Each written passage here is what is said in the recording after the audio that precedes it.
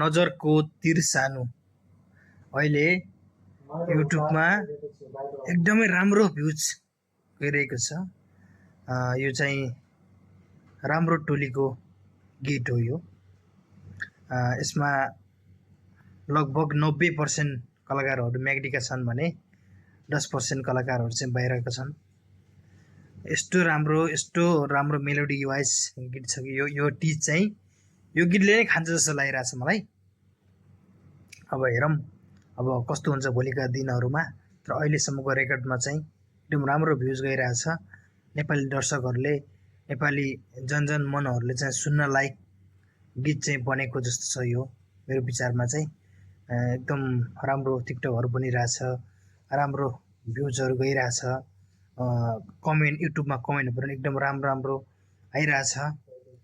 त्यो हिसाबले पनि यो गीतले चाहिँ लामो रेसको घोडा को यो सङ्केत देखाइरहेको छ। एकदमै हामी खुसी छौँ, म पनि खुसी छु।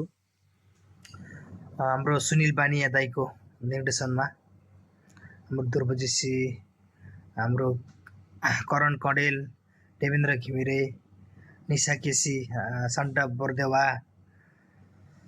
आदि कलाकारहरूको एकदम मनिष परियार, हाम्रो कला थापा एकदम भाइरल डान्सर हुनुहुन्छ।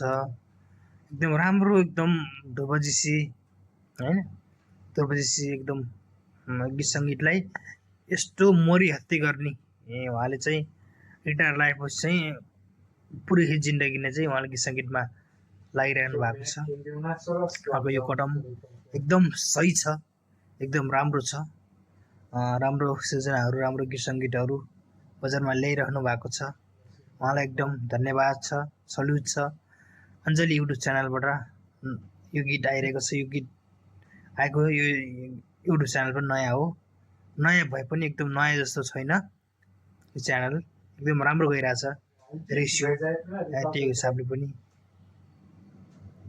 भोलिको दिनहरूमा एकदम विशेष र हिट सुपर हिट गीत बन्न सफल हुनेछ भन्ने हामी आशा गरेका छौँ। हजुरहरू चाहिँ के कस्तो छ, हजुरको कमेन्ट पनि राम्रो छ। हजुरहरूले चाहिँ गीत सुन्नुभएको छ कि छैन सुन्न नभुल्नु होला भन्न चाहन्छु। हस्त धन्यवाद। जय नेपाल।